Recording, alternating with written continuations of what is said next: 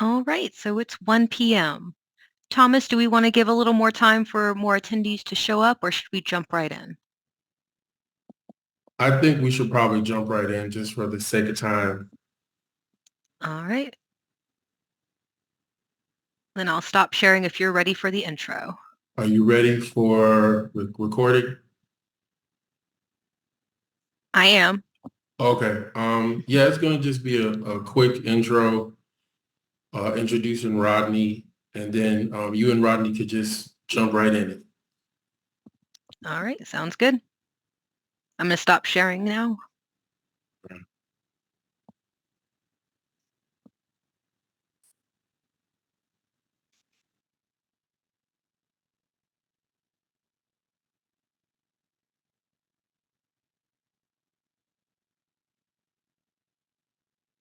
You ready? All right. Good afternoon, everyone. My name is Thomas Jackson. I am the current chair of the Georgia Library Association's Black Caucus. Today, we have a special guest for our Juneteenth celebration conversation, Mr. Rodney Freeman, digital production librarian at UNC Charlotte Atkins, also the founder of Reminisce Preservation LLC. He's also producing a documentary on Black librarians. You've probably seen his YouTube page, Are You a Librarian? I had the privilege of participating in one of those interviews. I'm a great admirer of the work that Rodney is doing on behalf of Black librarians. I would like to thank you all for coming out today. You could have been anywhere in the world, but you're here with us, and we appreciate that. Stole that from Prince. I thought Jay-Z said it, but it actually came from Prince. So welcome everybody. Also want to acknowledge our Vice Chair, Ms. Loria Kanata, and our Secretary, Mr. Dion King.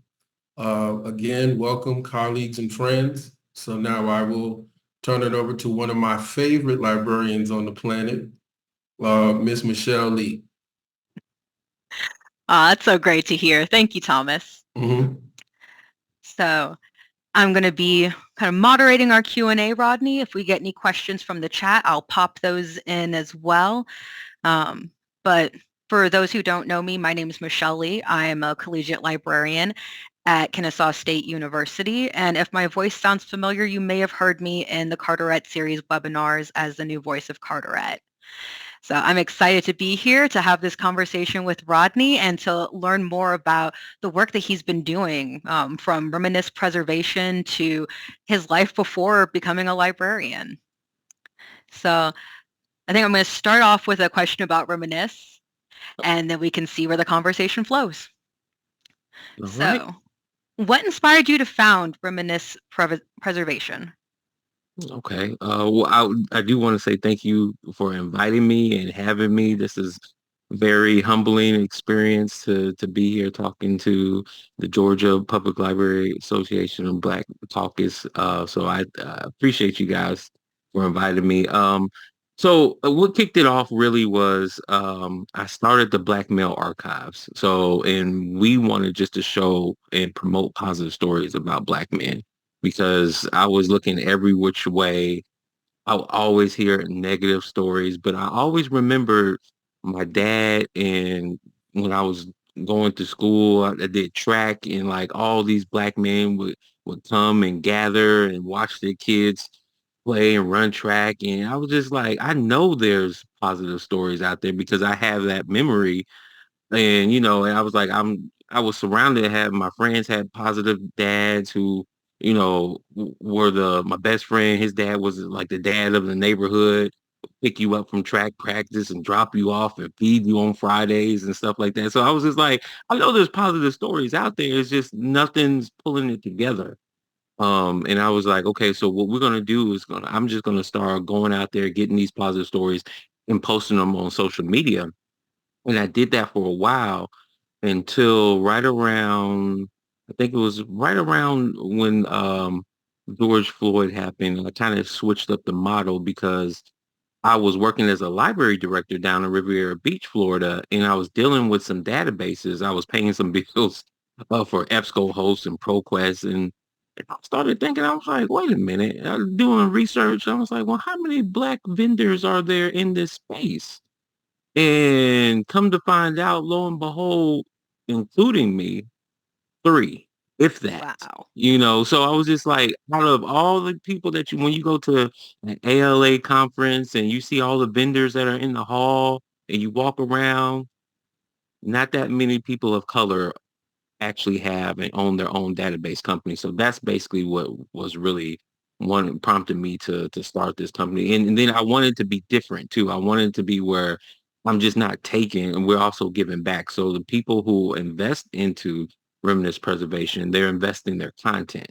And then their content that's how we're pushing their content out. And so if we sell it to a school or we sell it to a library, then the revenue will go back to those nonprofit organizations or those people who are, photographers. We have a couple people who are photographers who have donated their photos, and that goes back to them so they can continue to do their business. So yeah, that's what prompted me to start Reminisce Preservation.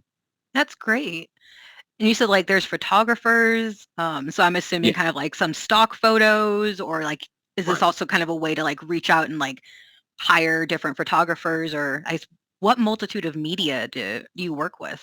So all types, so video, photos, audio recordings, everything, 3D content. We are going to, it is really a platform where so yes, we do have one photographer. We also have a nonprofit out of Darlington, South Carolina, and this was a woman who was, I mean, awesome. She back in the day when nobody was really talking about saving and preserving Black history in Darlington, Carolina, she did it, and she put up 5 buildings to really Wow. promote Black history. And so she's older now, and so we Hmm. have all of her notes and her letters and her accolades and her photos. We just finished up editing a small documentary for her that we're going to do and unveil on her 90th birthday. So, it's that type of piece is my family. I've digitized over 10,000 items from my family alone.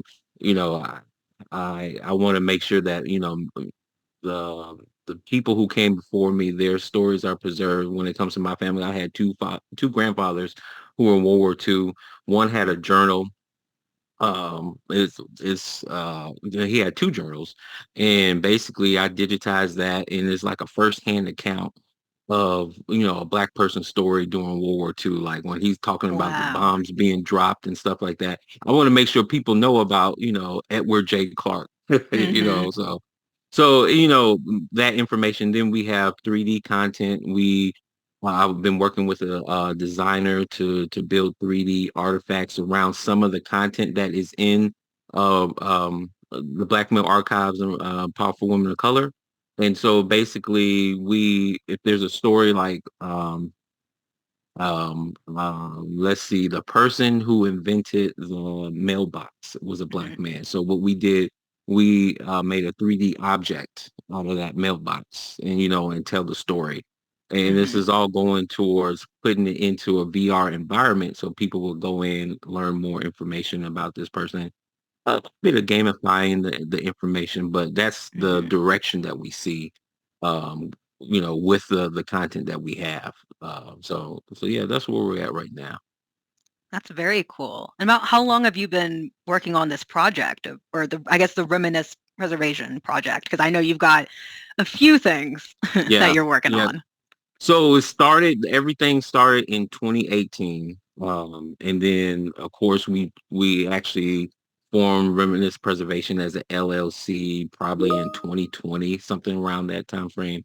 And so for the most part, 2018 is when it started. Now I had ideas before this, so I did write an article in Computers and Libraries about the preservation project.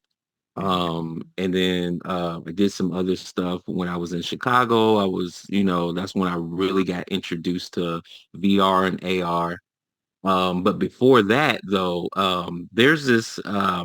church in Indianapolis. It was an AME church that sat on the canal, and basically it was a part of the Underground Railroad. And that was like the first time I actually went out there and talked about digital preservation and getting people involved and excited about that. And eventually that led to Bethel AME Project, which is a VR project. I don't they Dr. Copeland, Andrea Copeland actually spearheaded that.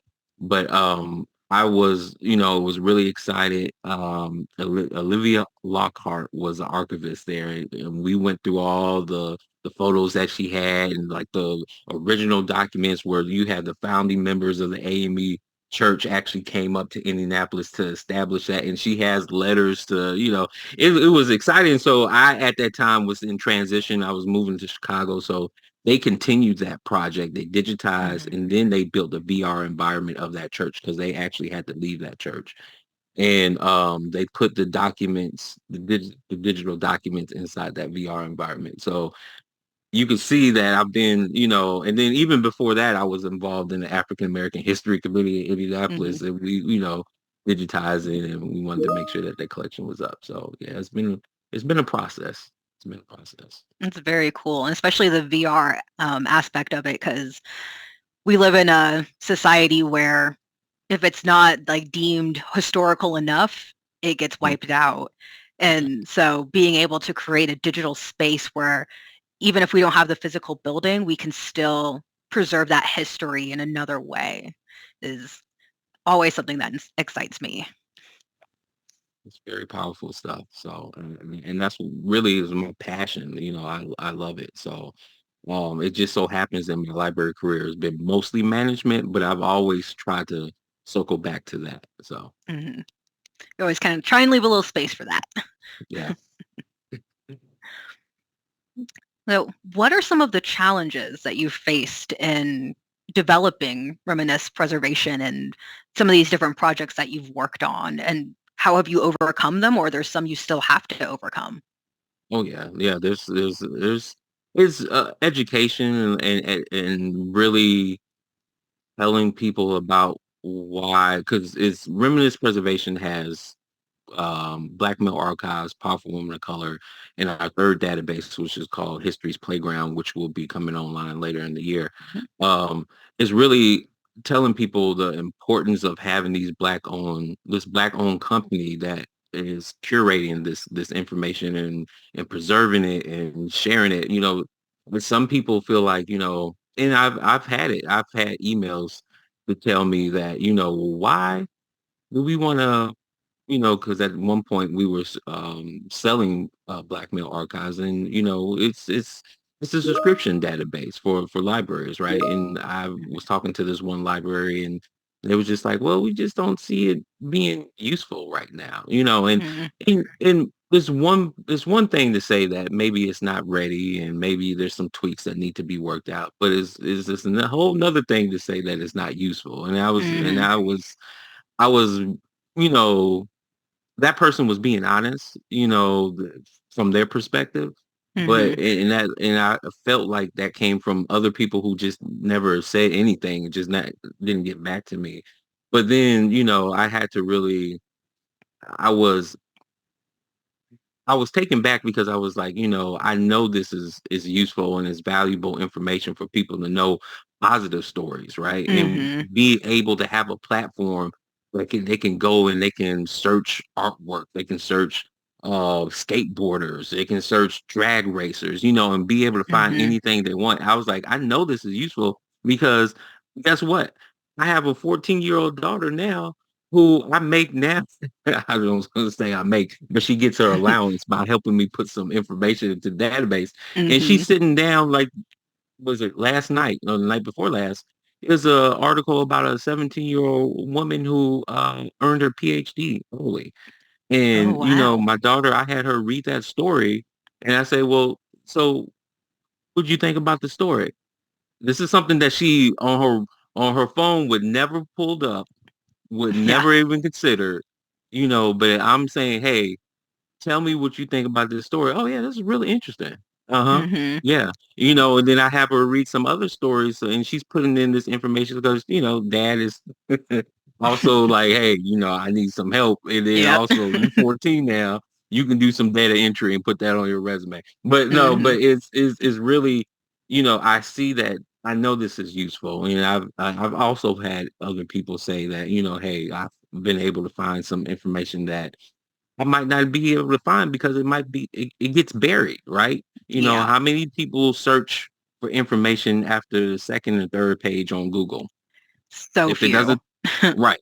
If it doesn't pop up on that first page, then, but you have a platform where you can find that information. So it's just, I see it now still evolving, even though I've Hmm. been at this for several years now, it's still evolving. I'm still now trying to figure out how can we, you know, best, improve it so people can really be able to say, yeah, this is it. So, Hmm. I know it's useful. Other people know it's useful, but I just want to make sure that um, people are recognizing that this information is out there and seeing that, hey, I can see myself in these stories. So, yeah, Yeah, like what I was thinking is it's a platform for like being able to recognize people like ourselves in a wide yeah, variety of spheres that we may not usually see ourselves in because we're usually the minority.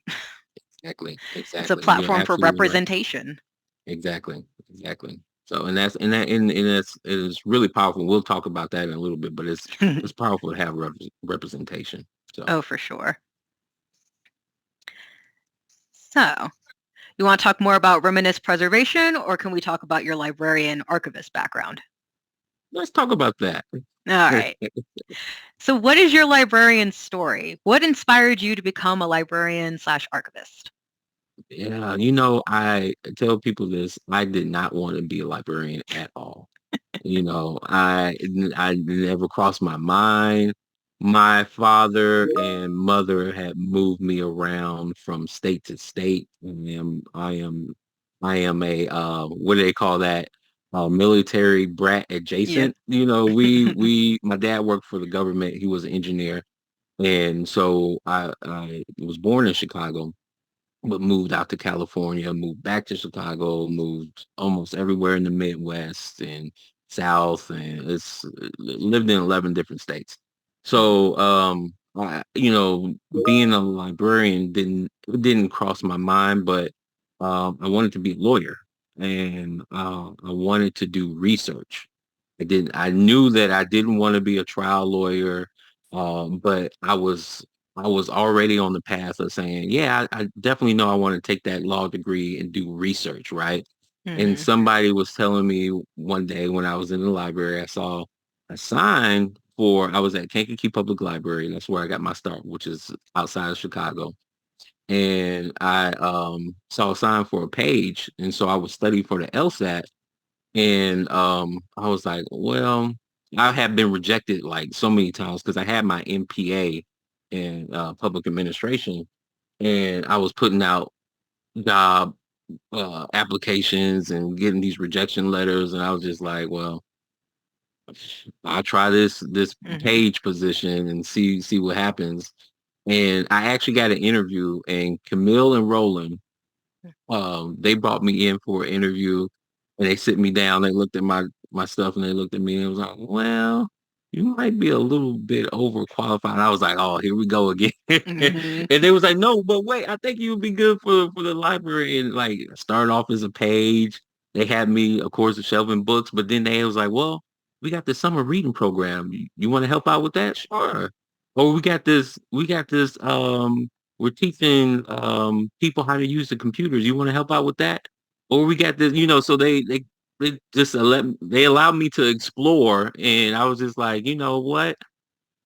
This is kind of fun, but I didn't really consider it until the library director sat me down and said, you might want to think about going to library school. And I Mm. was like, I don't know about that. And she was like, well, you might want to, with your degree in public administration and then your MLS, you might be able to be a director one day. And I was like, I still don't know about that. I was thinking to myself, and I also saw what they were doing there in Kankakee, where they were inviting these World War II vets to come and Mm, sit and do a round table and talk about their story and bring their photos. And then they developed this video that looked like a PBS documentary. And I was intrigued by that. And I was like, that's what librarians do. Then yeah, sign me up. That's nice. So long story short, got a fellowship in Indianapolis for Indiana Leading Diversity.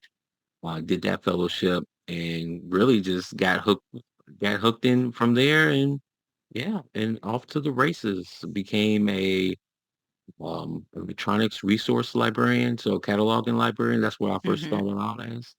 And from there, that was like the last like position that I had before I just went into management, became a branch mm. manager, and majority, like I said, of my career has been in management. But this position I have now is just archives, digital production librarian, because it allows me to do my outside projects where I couldn't do if I was in administration. So yeah. That's Oh, very Michelle, cool. Yeah, Thomas. I'm sorry. I had a quick question. Mhm, go for it. Hey, Rodney, how you doing, brother? Hey, I'm good, man. How you doing? I'm all right. I had a quick question. One of the things that I thought about, and this goes back to a previous conversation you and I had, is that the last time I tried to look for any data on Black librarians, I saw that the number was around 6.5, maybe 6.7%. Which means obviously that there are not a lot of us in the profession. I tend to notice that a lot of us are heavy in the public sphere as opposed to the academic sphere, for example. Um, I kind of think that Black librarians hold a unique space in the profession because, as I have said on many occasions, when you think about it, at one time, Black people were not allowed to read, right? Hmm. So Yep. now we're in a position where and I think from a Black perspective, we value information a little differently because, especially being African Americans in America and not exactly being able to trace your ancestry or really your identity, I wanted to know if you thought about getting more Black librarians into the profession because when it comes to the hiring practices of a lot of our institutions, they will sometimes say, well, there's no pool or there's no qualified applicants. And I really believe, and although I don't have the data to prove it, I do think there are a lot of Black librarians who, for whatever reason, may have gotten frustrated with the process of looking for a job or Yeah. becoming part of the profession who just decided to go do something else. Yeah. So, because I really believe that the number might look different had those people been able to find opportunities. Yeah. And Yeah. so I know it's a lot that I just threw at you, but I think about this a lot in the profession, especially having been in it now for about 10 years. So what are your thoughts on that?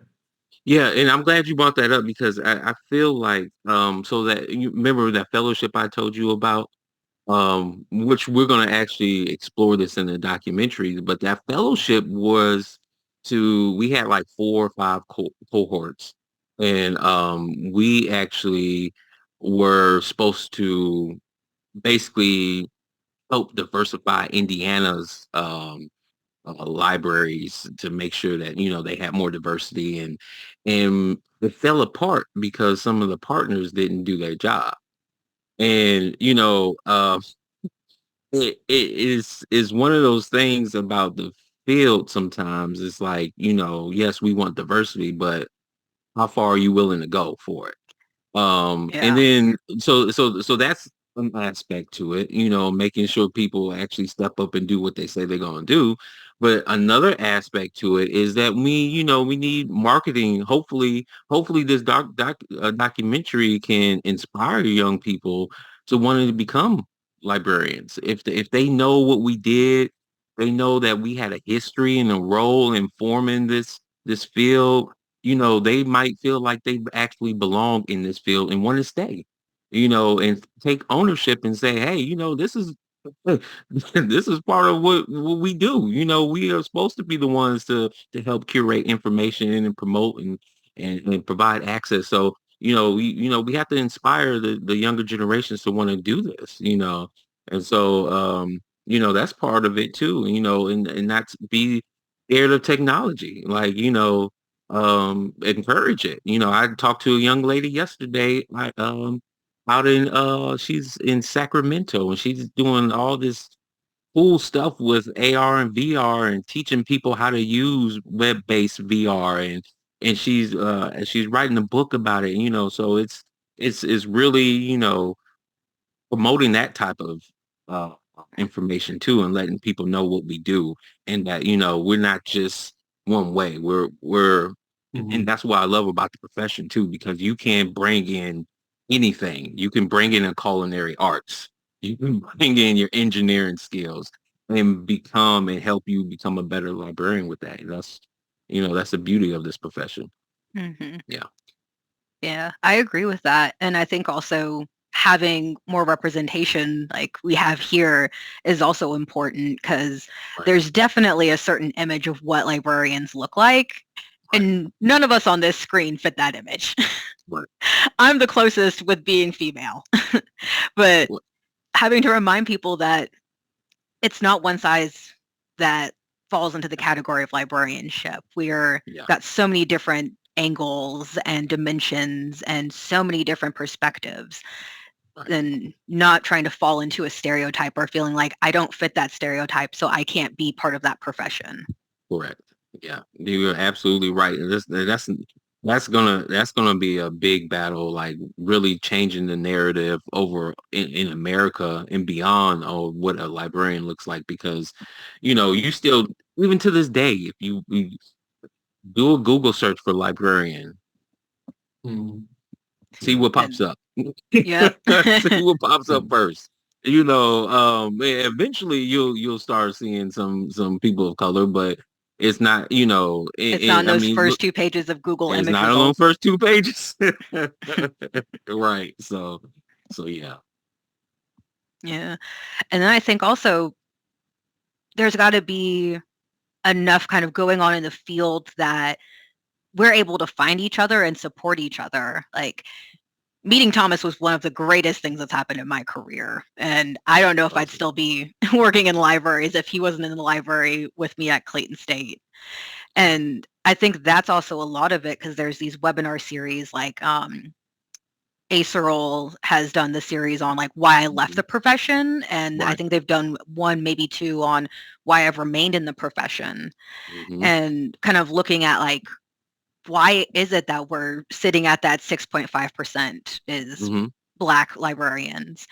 And how come that hasn't increased with things like the Spectrum Scholars or these fellowships that a number of libraries have done, may not be doing anymore, but with the goal for these fellowships to increase diversity in librarianship, but we're not seeing that kind of be the end result because the Spectrum Scholarship's Mhm. been going on for at least a few decades, I think, and with the main goal being to improve diversity, but we're not seeing that really be the end result. Yeah. And the thing about librarianship, librarianship in America is what's the word? It emulates what's going on in America as well. Hmm. So I mean, just to be honest with you, 6 and 7%. Yeah, I was one of the people at one point to say, hey, I quit. I'm done. I Hmm. got tired of a lot of the stuff that I was going through, whether it be the politics, the microaggressions, the racism, the blatant racism. You get tired of dealing with that day in and day out when you just want to do the job. Hmm. So but I think the saving grace for me is that I had time to say, what do I want to do? And how do I want to contribute back and make sure that I leave a legacy, and make sure other people know about this. And that's doing this documentary and doing some of the other stuff. So I got to decide for myself what I wanted to do and how I can use these skills, because I saw these skills, the skills that you gain was going through, I mean, information literacy and knowing about how to store and catalog, it's it's it's top. Mhm. It really is. So I mean, you acquire these skill set that is really like, up there, and like how can you use those skill set to help and give back, and like it's really once you start analyzing yourself and saying, okay, well, get what everybody else is telling me I need to do. Well, Rodney, you need to be executive director, and Rodney, you should be running this, and Rodney, you should know. I don't want to hear that. What do I want to do? Mhm. Oh, yeah, okay, I want to do my database. I want to get back Mhm. to, my passion of, building databases and CMSs and putting that information. How can I use that skill set to Mhm. help and contribute? So once I figure that out, now I'm good. I feel Mhm. good, even in, and I'm not going to say I mean, look, the place I work at, it has its hurdles too. Like there's some people who don't talk to me now. There's some people who do, Mhm. Mhm. and but I am not in that place where it doesn't bother me like that anymore because I know I'm working on this big project that is going to affect everybody in this field. And, I'm at a place where I can care less. Mhm. Mhm. I can care less. I'm gonna work on my stuff and I'm gonna work at my job. Mhm. And yeah, it yeah. So Yeah. so yeah. And I think I that's a just, lot of what's important. Go ahead, mhm. Thomas. Oh, I'm sorry. Um, I think the one thing that I always think about is I think that those of us who do begin to excel or move forward in the profession, especially in management or leadership positions, I do think to some degree we have a responsibility to train and mentor and develop folks who come into the profession. Hmm. Um, One of the things I've learned, especially from one of my library colleagues, is like to develop more empathy and develop more understanding. Like, you know, the library I work in, for example, I'm the African American Studies librarian at the AUC Woodruff Atlanta University Center. We're the library for Morehouse, Spelman, and Clark Atlanta University. So one of the things I've learned, especially this past year, is that a lot of our students come in with a lot of weight on their shoulders, right? Many of them don't know how they're going to eat. Some of them, campus housing might be the only housing they have for a certain amount of months. Many of them are coming in with a great deal of strain and stress on their shoulders. We're kind of in that post-pandemic world, right? Hmm. And I think that one of the responsibilities of a library, especially ones that is centered on a predominantly Black population, is to create an environment where they can learn and develop their skills, but also feel that the people who are helping them care, right? So I think that, as those of us who progress in the profession, and it is hard. I mean, there were a couple of times where I thought about like, I'd probably go drive for UPS or something. Like it was because it does get challenging because a lot of times we allow politics, particularly office politics, to get in the way of people and how we manage and develop people. And I think sometimes we forget we're in the people business. And a lot of times folks are more caught up in their titles, which sometimes are hollow because they don't, I'm trying to be very diplomatic right now. But people don't always do what they're supposed to do professionally. So I think we have a profound responsibility to try to, bring other folks along because the truth is we're in a very precarious sort of age right now. We're in the age of misinformation, just, flat out lies, right? Where people are just saying things and believing things that are not true. And also, a lot of the books that are on these ridiculous ban lists are books by Black authors. You know, I mean, even before a lot of this, I know why the Cage Bird Sings, for example, has been on ban lists for decades. Mhm. Um, Toni Morrison novels. So, I see Black. I think that Black librarians just have there's a lot. I'm a big believer in intellectual freedom. And Mhm. I think we have a moral responsibility when it comes to that. But I also think we have a responsibility to bring up and help develop other librarians, because it is not easy, especially you may be the only Black librarian in your library, Yeah. and also too, and Rodney and I talked about this, the Black librarian experience is different regionally, right? So if you're a Black librarian in Chicago, you definitely might have more freedom than a librarian who might be in Habersham County, Georgia, right? Hmm. Mhm. Where you got a parent who might get mad or upset about a book that their child checked out, and then now you have to go before a board and try to argue with folks about and explain that librarians are really impartial actors when it comes to checking out material. It's not our job to police or determine whether or not this person can check out the book. I think that's one of the things I love about the profession is that we're just the brokers of the information. Mhm. We're not trying to stop anybody from reading a book. So those were just my thoughts, but I sort of circle back to, I do think that those of us who stay in it and develop in it and grow in it do have a profound responsibility of mentoring younger librarians, helping folks to kind of move forward and in the profession, so that there can be more of us in institutions. In Georgia, we have a lot of our state universities are predominantly Black institutions, and there are not a lot of Black librarians on staff. And that's not meant to be a diss or a knock at anybody in particular, but it is important to emphasize that if you are going to serve a population of Black students, believe that your staff, to a degree, even your leadership, needs to reflect that. So, Mhm. Mhm. I definitely agree. And I feel like that is one of the things that mentorship, um, I feel like from the interviews that I've done for this documentary, um, I I have heard that same sentiment, reaching across, making sure that we bring in this younger generation.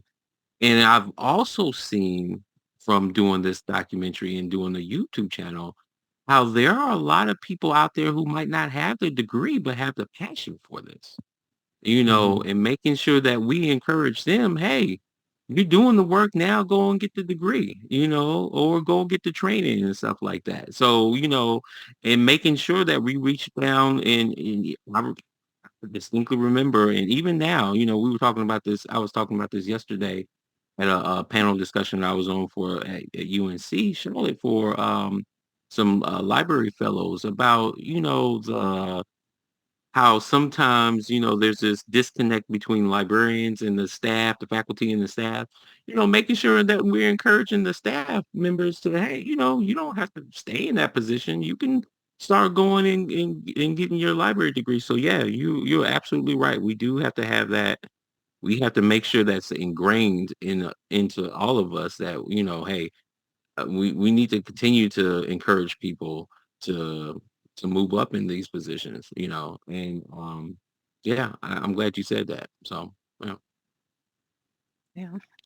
And I think mentorship overall, whether it's the Mhm. traditional having an older mentor and you being new to the field, or even peer mentorship, which is something that I have a great interest in, is something that is currently helping to support um, the number of Black librarians that we have here in America. Found, my passion and what I was able to work on. One of the things that we do want to do with this is turn this into a nonprofit. So hopefully we can start telling librarians of color, hey, if you have a passion project, let's help fund that passion project, because then Hmm. that can turn into research, or and then also that can keep you in the field too. Yep. So yeah, I hear you. I hear you. Yeah. Yeah.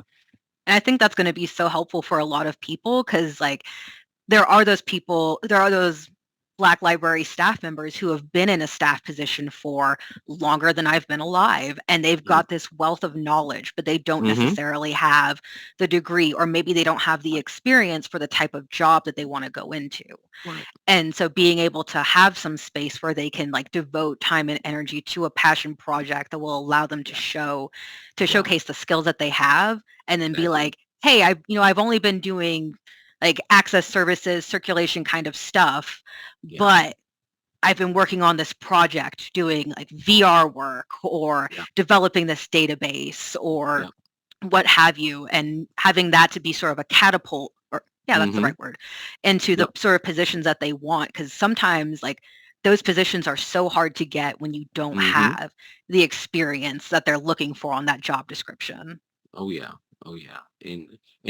As a person who has been a hiring manager, I would distinctly remember hiring people who might not have fit the mold, or somebody a colleague would be like, well, this person's not going to stay. Why are you hiring them? I was like, they could do the job right now, and of course I don't want them to stay forever if they want to go somewhere else. And then, or, they might not have exactly, um, 10 years of librarianship, but they have stuff that I see in them where they've been in the community, they've been providing resources, they've been doing stuff. And yeah, if they're working towards their library degree and stuff, like I was like, yeah, let's give them a shot. So Hmm. um I feel like though we're at a point where you can see the profession. It seems like it's changing. I don't know. I don't know. It seems like it's changing over where people are starting to accept that, it might not have to be such in this cookie cutter box. Yeah. Yeah. Yeah, I think it's changing too, the way that it's expanded, because so many people look at libraries and are like, books, but we've grown beyond that, and we're Yeah. continuing to grow beyond that. Oh, yeah. And so I think that with all these new kind of projects and outlets that we have, and ways to collaborate with other community groups or institutions on campus or nonprofits, is showing the wide variety of skills and knowledge that we have within libraries, that a lot of people not working in libraries would be like, no, like they don't know how to do that. They just know how to like Hmm. shelve books and check them out to me and like make sure that they've got the next hot book that I want to read, and showing that like we Hmm. do so much more than So that. much more. Yeah. Yeah. Yeah. Yeah. So, have we got any other questions before I go back to our pre-created questions? No. All right. So, can you share some significant experiences or turning points in your career that solidified your passion for this field? Mm. I'm laughing because I can think of a couple of things that solidified my passion for what I'm doing.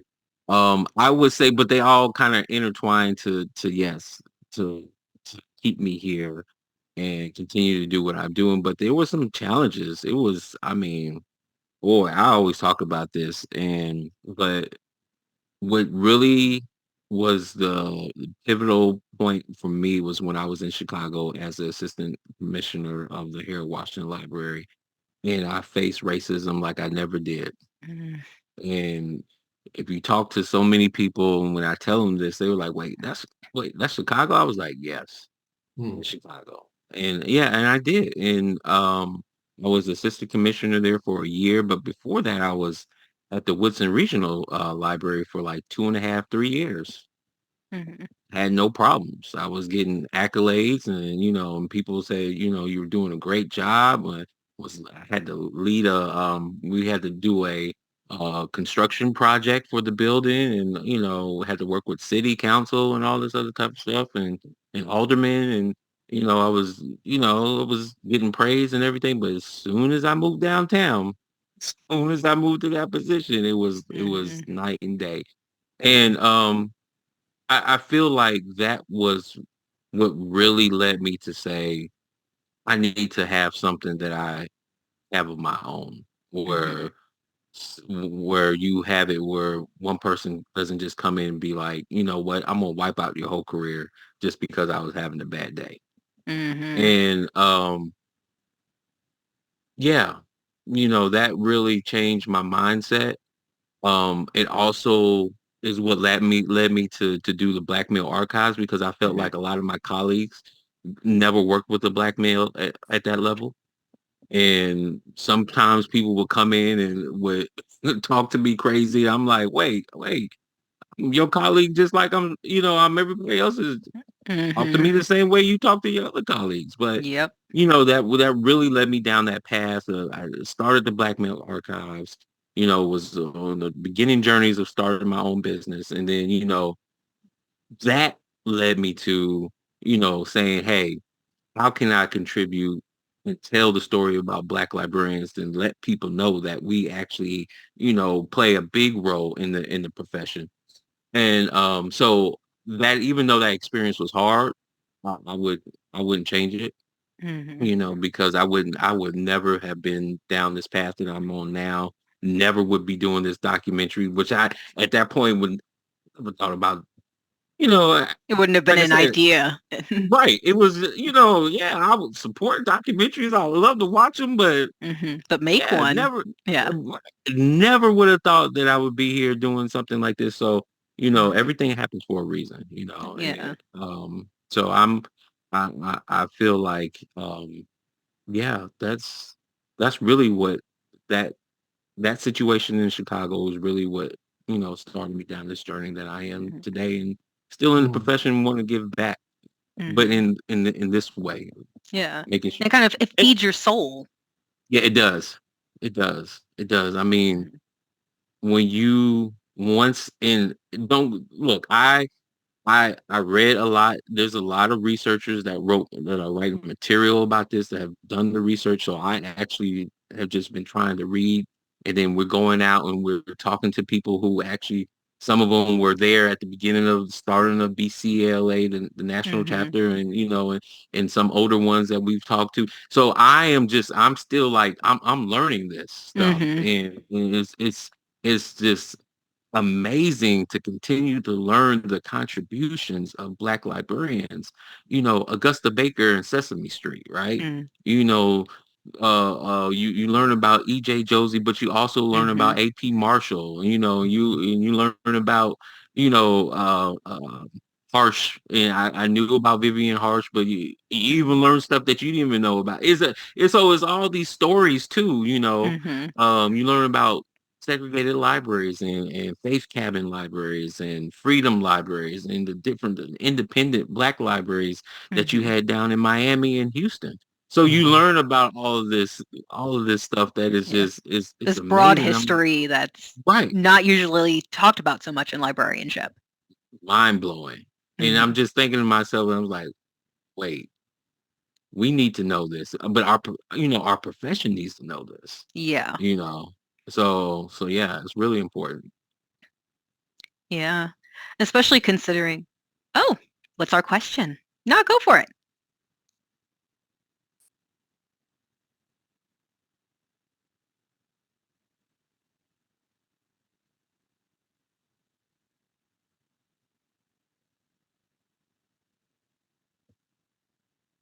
Mm, mhm. Mm. That's a good question. I mean, and that's something that, it has to be something that, you know, what do you want to do with it? Like, is this, because yeah, it's a lot, and if you take out loans, maybe you can find a fellowship, maybe you can find an internship, maybe you can have a job where you start off at a library and they'll pay for you to go back to school, you know, get in as a library assistant, and, if they have a program that say they will pay for you to go back to school, that might be an approach, if that's what you want to do with it. And look, let's be honest too, in this situation, in this society that we're in, sometimes you might get in there and then things change. Mm. And, but that is the good thing about librarianship, the skill set that you gain. You don't always have to stay in a public library, academic library, in a special library. You can go outside of that box. I Mm-hmm. actually, I tell people this too. I got recruited by the CIA and was going to be working with their redaction team, redacting certain documents and stuff like that. Didn't go through with that job, but I'm saying that go outside the box. If you can't get something within those three, there's other things that you can do with that degree. Mm-hmm. Even you go to some of these startup companies that need knowledge database managers. Mm-hmm. So yeah, there is it is if that's what you want to do, go for it. And there are programs that will help you, with it, but also just think about, you're not stuck. Even if you feel like you can't find a job within those three, there are other things that you can find a job with that skill set. Yeah, I think one thing that tends to happen is kind of this, we mentally pigeonhole ourselves. And so it's Hmm. like once you get like, especially if you get like the master's degree, you're like, well, I've got to stay in libraries. Yeah. But the skills that we learn are useful far beyond libraries. And so I think it's always good to like remind people that they aren't limited to working in libraries if they get the MLIS. Mm. But also in my experience, I always recommend looking at what different options you have in terms of schooling and Yeah. certification programs and things that are available maybe freely online. I was in the position where I worked as a library assistant somewhere that ended up paying for my master's degree. And so that ended up working out well for me.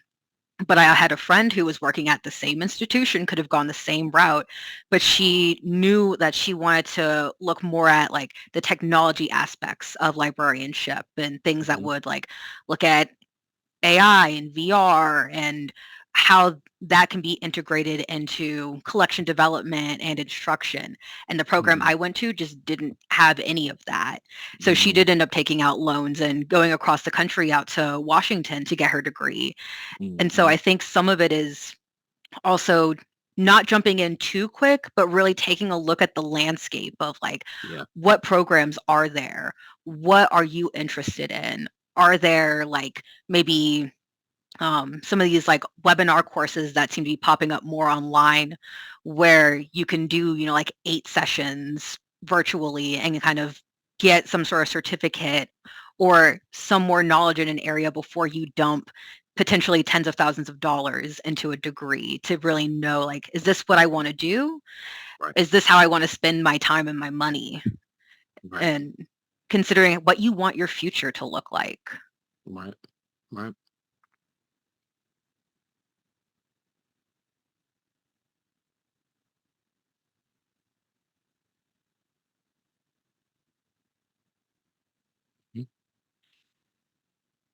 Mm-hmm.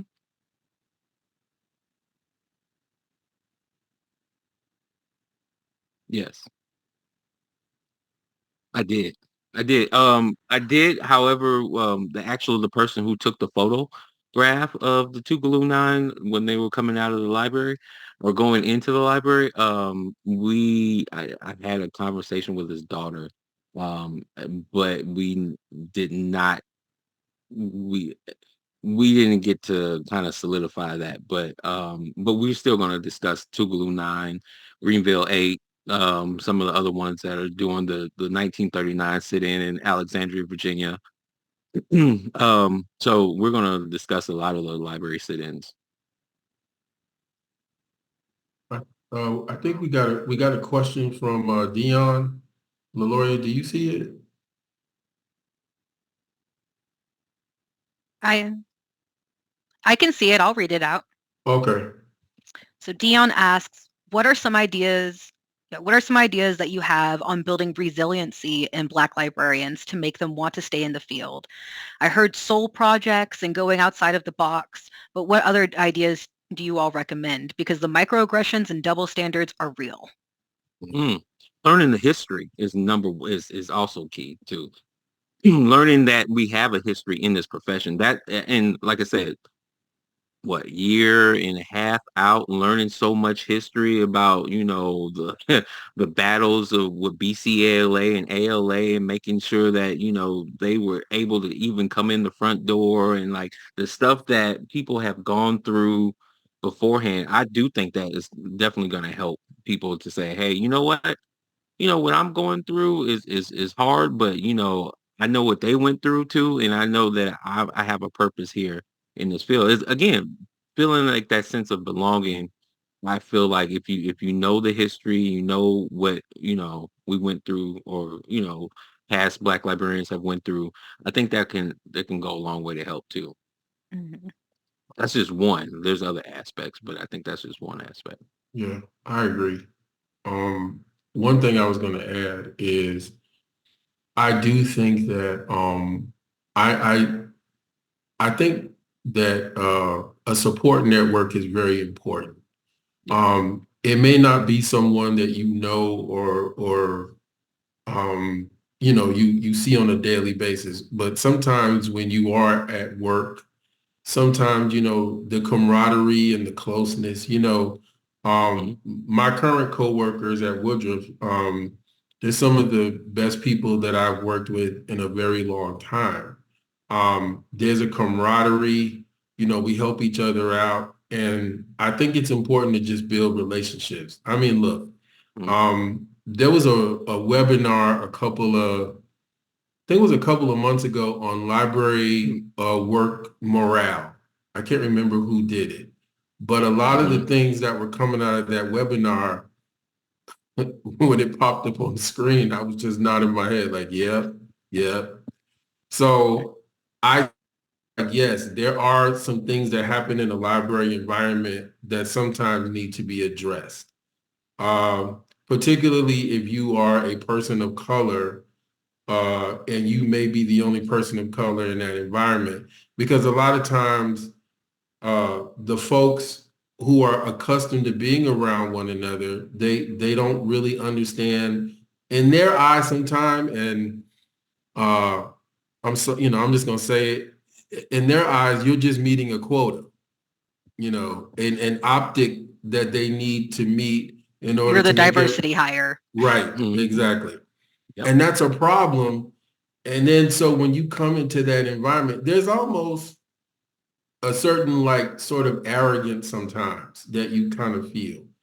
And I think like again, if you're going to be servicing in areas where you have large Black student populations or you have a large Black community, I mean, look, most of the public libraries in Atlanta are in heavily urban areas filled with Black people who you have to learn how to talk to and deal with. So I think sometimes when librarians are used to just one, like we talked about that idea of what librarians look like, right? When you Google, if that's all you see, you sometimes become desensitized, right, Mhm. to the ideas of other people or, the perceptions of other people. But I think you just need to develop a support system. If there's somebody that you know in the profession you can confide in or talk to, if there's a professor or an academic or somebody, if you're in an academic library, somebody